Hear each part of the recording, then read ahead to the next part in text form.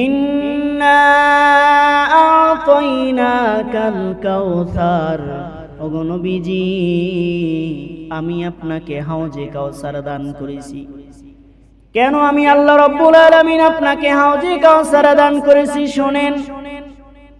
এই মক্কার সমস্ত বড় বড় কাফিররা আপনাকে পাগল পাগল বলে গালি দেয়, আপনাকে দুনিয়ার সমস্ত মানুষ পাগল বলে, এমনকি আপনাকে বলে লেজ কাটা, বলেন না নাউজুবিল্লাহ। মক্কার জমিনে মদিনার জমিনে বিশ্ব নবীজি সাল্লাল্লাহু আলাইহি সাল্লাম যখন বললেন ও মক্কার কাফিররা আল্লাহকে আল্লাহ বলে স্বীকার করো, আর আমি বিশ্ব নবীজি সর্বশ্রেষ্ঠ নবী, আমাকে তোমরা বিশ্বাস করো, আমার উপর ঈমান আনো। এবারে আবু জাহেল উতবা সাহেবা বলতেছে কার উপর ঈমান আনবো? যার কোনো বংশের ঠিক নাই, যার কোনো ছেলে নাই। এ মুহাম্মদ তুমি যদি মারা যাও তোমার বংশ নির্বংশ হয়ে যাবে, কারণ তোমার ছেলে সন্তান নাই, তোমার বংশ ঠিক নাই, তোমার লেজ কাটা। এই গালিগুলি যখন আবু জাহেল উতবা সাহেবা বিশ্ব নবীজিকে দিতেছে, বিশ্ব নবীজি রাতে নামাজ আদায় করি আল্লাহর দরবারে দুটি হাত উত্তোলন করে দিয়েছে, গো আল্লাহ আপনি আমাকে ছেলে সন্তান দেন, কিন্তু আবার ছোটবেলায় তাদেরকে আপনি নিয়ে যান।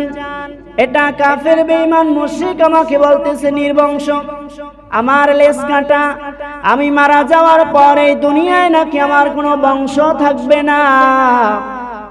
এই গালিগুলি যখন বিশ্ব নবীজিকে দিতেছে, আল্লাহ রাব্বুল আলামিন বললেন ওগো নবীজি ইন্না আ'তাইনাকাল কাউসার, ওগো নবীজি আমি আপনাকে হাউজে কাউসার দান করেছি।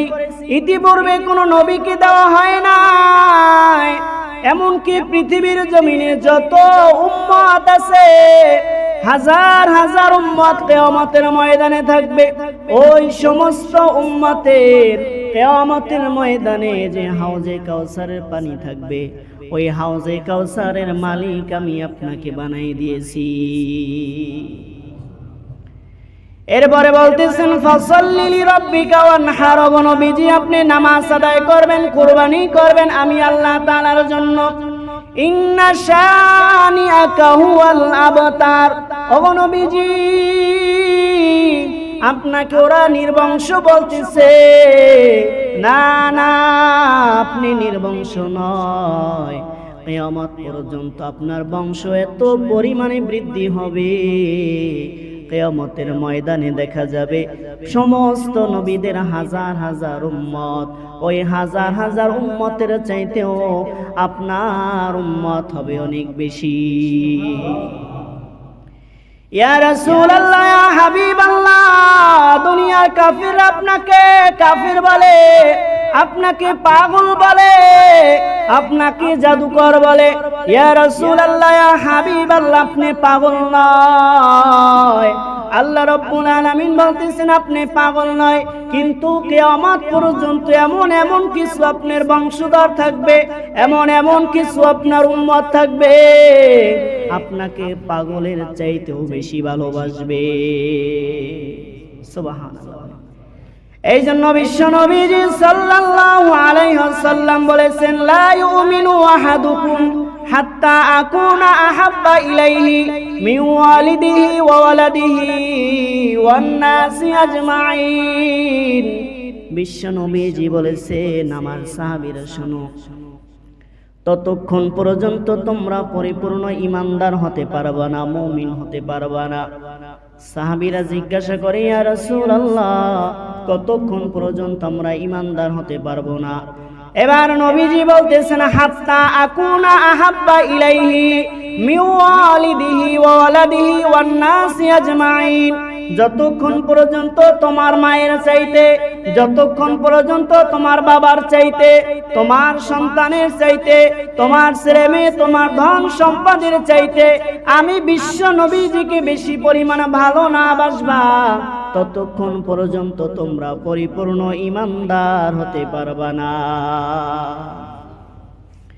এবার নবীজি বলতেছেন শুধু মা বাবা নয়, যতক্ষণ পর্যন্ত একজন মুমিন, একজন মুসলমান নিজের জীবনের চাইতে বেশি ভালো না বাসবে, ততক্ষণ পর্যন্ত হজ করতে পারো, উমরা করতে পারো, কোরআনের হাফেজ হইতে পারো, দুনিয়ার সমস্ত আমল তুমি করতে পারো, কিন্তু আমি নবীজির চাইতে যদি, আমি জীবনের চাইতে যদি, আমার জীবনের চাইতে যদি নবীজিকে ভালো না বাসো, ততক্ষণ পর্যন্ত তুমি ঈমানদার হতে পারবা না। আর জান্নাতে যাওয়ার এক নাম্বার শর্তই হচ্ছে ঈমান আনা লাগবে।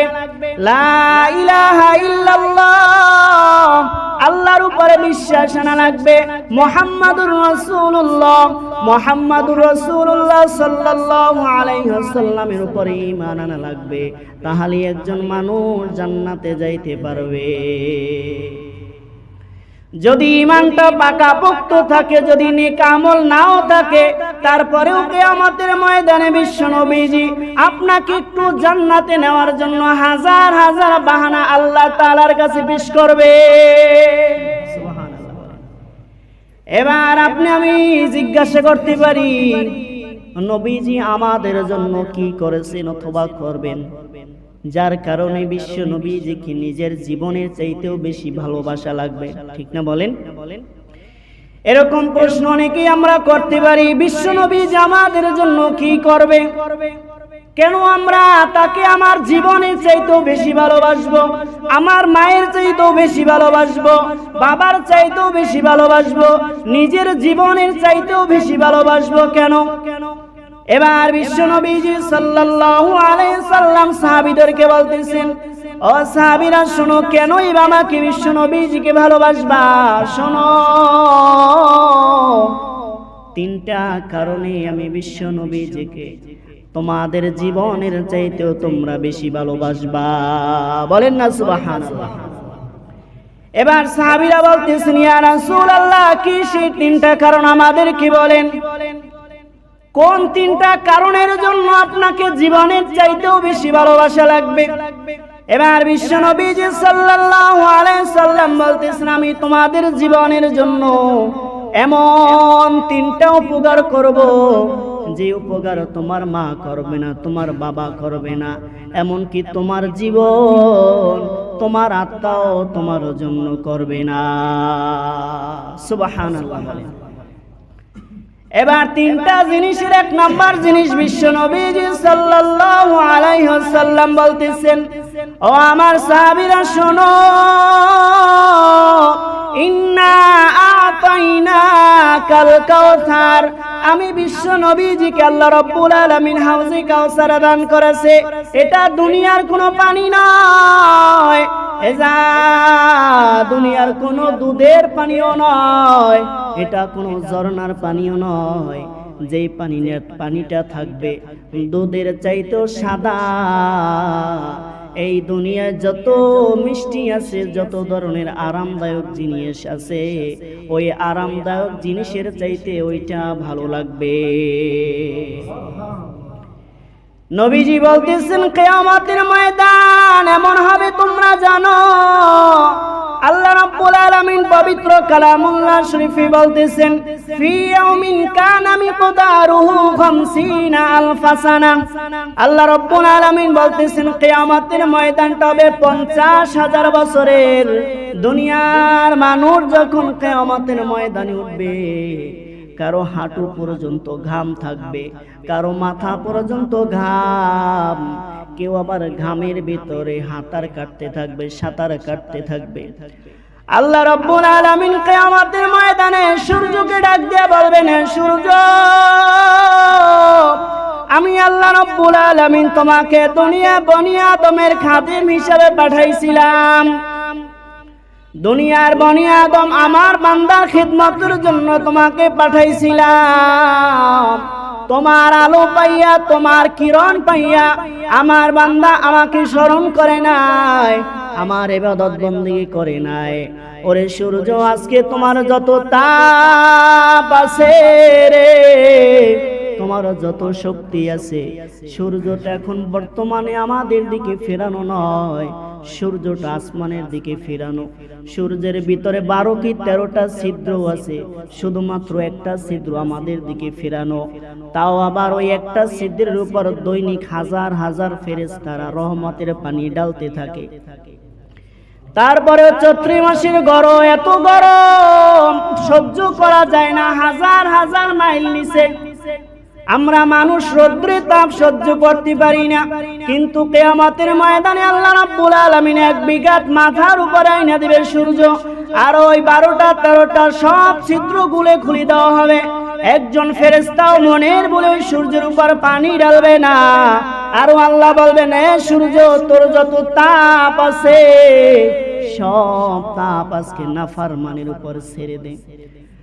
মানুষগুলি হাই হুতাশ করতে থাকবে, হাই হুতাশ করবে, কোথায় যাবে, কি করবে। সমস্ত মানুষেরা হামাগুড়ি খাবে গ্রামের ভিতরে, মাথার গিলু টকবক টকবক করে ফুটতে থাকবে। সেই দিন শুধুমাত্র একটু ছায়ার জন্য, একটু পানির জন্য সমস্ত নবীর উম্মতেরা হাউমাউ হাউমাউ করে এই প্রান্ত থেকে ওই প্রান্ত যেতে থাকবে। বিশ্ব নবীজি বলতেছিল, আমার সাহাবীরা তোমরা কি জানো, ইন্না আতাইনাকাল কাউসার, আমি বিশ্ব নবীজিকে আল্লাহ তাআলা হাউজে কাউসার দান করেছে। কিয়ামতের ময়দানে 50,000 বছর দাঁড়িয়ে থাকবা, তখন একজন ঈমানদার যে থাকবে তারও তৃষ্ণা লাগবে। আমি যখন দেখবো আমি বিশ্ব নবীজির একজন আশিক সামান্য একটা পরিমাণ সুন্নাত জিন্দা করেছে, একটা সুন্নাত মানছে, আমি কিয়ামতের ময়দানে আমার হাউজে কাউসারের পানি থেকে 1 পেয়ালা পানি তাকে পান করাইয়া দেব। এই পানিটার এত পাওয়ার, 50,000 বছর মানুষ পানি পাইবে না, খানা পাইবে না, কলিজা পর্যন্ত বুনা হয়ে যাবে। 1 পেয়ালা পানি খাওয়ার সঙ্গে সঙ্গে সমস্ত ক্ষুধা নিবারণ হয়ে যাবে।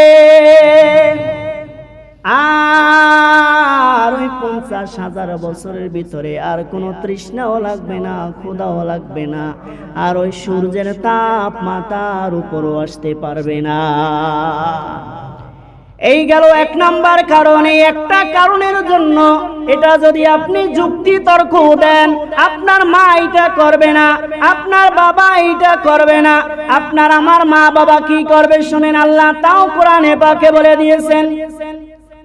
আল্লাহ রাব্বুল আলামিন বলতেছেন, ইয়াউমা ইয়াফিরুল মারউ মিন আখিহি ওয়া উম্মিহি ওয়া আবিহি ওয়া সাহিবাতিহি ওয়া আবিহি।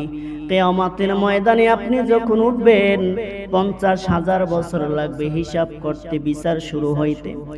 সেই দিন আপনার বাবা যখন দেখবে ওই যে আমার সন্তান আসতেছে, সন্তানের কথা ভুলে, সন্তানের কথা মনেও আনবে না, বাবা আবার আরেক দিকে দৌড় দিবে।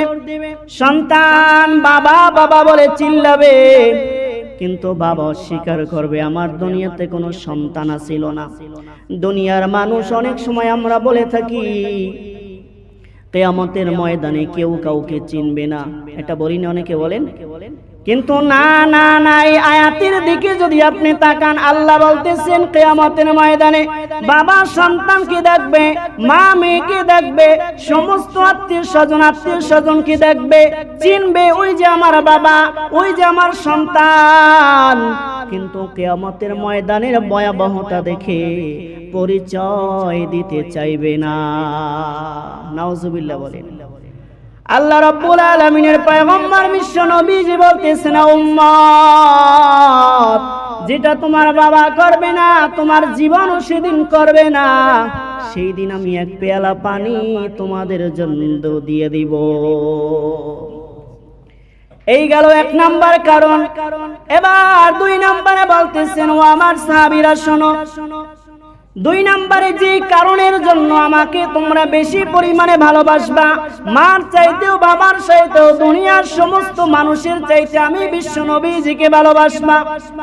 2 নম্বর কারণ হলো কিয়ামতের ময়দানে আরেকটা ভয়াবহ অবস্থা হবে। আল্লাহ রাব্বুল আলামিন বলেন, কিয়ামতের ময়দানে আল্লাহ রাব্বুল আলামিন যখন হিসাবের কাজ শুরু করবে, আল্লাহ রাব্বুল আলামিন বলতেছেন ওয়ামতাজুল ইয়াউমা আইয়ুহাল মুজরিমুন। আল্লাহ রাব্বুল আলামিন কিয়ামতের ময়দানে সমস্ত বান্দাদেরকে একত্রিত করবেন। একত্রিত করার পরে একজন একজন হিসাব নেওয়া সম্ভব নয়, যদিও আল্লাহ পারবেন কিন্তু তাও করবেন না। আল্লাহ রাব্বুল আলামিন সমস্ত মানুষকে একত্রিত করিয়া, আমরা আমাদের মায়েরা যেমনি ভাবে দান যেমনি ভাবে চিটা আলাদা করে কুলার ভিতরে নিয়ে, আল্লাহ রাব্বুল আলামিন কিয়ামতের ময়দানে সেই দিন আল্লাহ রাব্বুল আলামিন সমস্ত বান্দা একত্রিত করিয়া একটা জাকি মারবে। ওই জাকির ভিতরে যাদের অন্তরের ভিতরে কিঞ্চিত পরিমাণে ঈমান থাকবে তারা ডান সাইডে চলে যাবে, যাদের কোনো ঈমান থাকবে না তারা বাম সাইডে চলে যাবে। বলেন নাউজুবিল্লাহ। আল্লাহ রাব্বুল আলামিন বলতেছেন ওয়ামতাজুল ইয়াউমা আইয়ুহাল মুজরিমুন। নেককার মানুষ আর জাহান্নামী মানুষ, বদকার মানুষ আল্লাহ তাআলা আলাদা করে ফেলাইবে। সেই দিন আল্লাহ রাব্বুল আলামিন সমস্ত মানুষের নেক আমল মিজানের পাল্লায় যখন দেবে, প্রত্যেকটা মানুষের আমলনামা যখন মিজানের পাল্লায় দেওয়া হবে, তখন একটা ভয়ঙ্কর অবস্থা কিয়ামতের ময়দানে হয়ে যাবে। সমস্ত মানুষেরা তখন হাউমাউ করে কান্না করতে থাকবে। আল্লাহ রাব্বুল আলামিন বলতেছেন আল ইয়াউমা তুজজা কুল্লু নাফসিম মা কাসাবাত লা যুলমাল ইয়াউম। আল্লাহ রাব্বুল আলামিন বলতেছেন যার অন্তরে এক সীসা পরিমাণ, একটা দানা পরিমাণে যার অন্তরে ঈমান থাকবে, আমি আল্লাহ রাব্বুল আলামিন তাকে একটা ঈমানের সওয়াব তাকে কিয়ামতের ময়দানে মিজানের পাল্লায় দিয়ে দিব। তার উপরে কোনো জুলুম করা হবে না। তিনি গরিবের জন্য তার জন্য জুলুম করা হবে না। তিনি হুজুর আছেন এই জন্য তার উপরে বেশি বেশি দেওয়া হবে তা নয়, কোনো জুলুম সেদিন করা হবে না। আল্লাহ রাব্বুল আলামিন বলতেছেন কিয়ামতের ময়দানে বিশ্ব নবীজি সাল্লাল্লাহু আলাইহি ওয়াসাল্লাম হাসরের মাঠে যেখানে বসে মিজানের পাল্লা, আমলনামা যেখানে ওজন দেওয়া হবে সেখানে বিশ্ব নবীজি চলে যাবে। আল্লাহ রাব্বুল আলামিন সবার আমলনামা মিজানের পাল্লায় দিয়ে একদলকে জাহান্নামে পাঠিয়ে দেবে। যাও যাও তোমরা বিনা হিসাবে জাহান্নামে যাও। বিশ্ব নবী সাল্লাল্লাহু আলাইহি ওয়াসাল্লাম সঙ্গে সঙ্গে আল্লাহর সামনে গিয়ে সিজদায় পড়ে যাবে। বলেন না সুবহানাল্লাহ। আল্লাহ রাব্বুল আলামিনের কাছে গিয়ে বলবে গো আল্লাহ, এতগুলি উম্মত যদি জাহান্নামে চলে যায় তাহলে আমি কি নিয়ে জান্নাতে বসবাস করব? আল্লাহ রাব্বুল আলামিন বলবেন ও বিশ্ব নবীজি, এই উম্মতদের মাঝে একটু পরিমাণও নেক পাওয়া যায় না, যার কারণে তাদেরকে জাহান্নামে পাঠাই দিতেছি। ফেরেশতারা হাঁকাইতে হাঁকাইতে জাহান্নামে নিয়ে যাবে। বিশ্ব নবীজি সাল্লাল্লাহু আলাইহি ওয়াসাল্লাম ফেরেশতাদের সামনে গিয়ে বলবেন ও ফেরেশতারা, আমার এই উম্মত নিয়ে জাহান্নামে যেতে পারবে না, আমার এই উম্মতগুলির আবার আমলনামা মিজানের পাল্লায় দেওয়া লাগবে। বলেন না সুবহানাল্লাহ।